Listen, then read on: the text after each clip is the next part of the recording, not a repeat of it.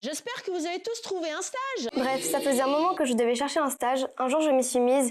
J'ai envoyé un CV et une lettre de motivation à toutes les entreprises pas trop loin de chez moi.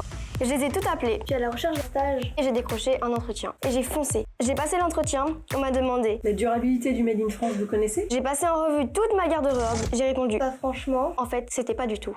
Vous aimez les métiers d'art? J'ai dit oui. La fabrication de chaussures? J'ai dit pourquoi pas. Vous commencez demain. Venez avec une tenue adaptée par contre.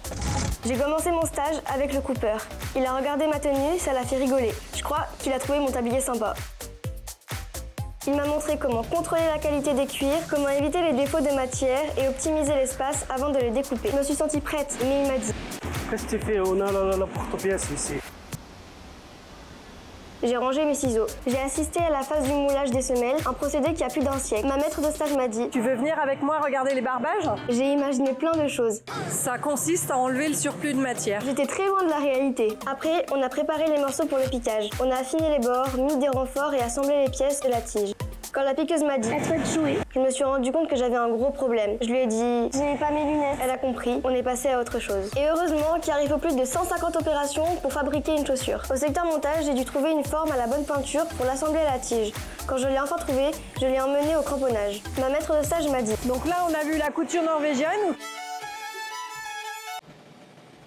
Couture norvégienne, on voit la couture.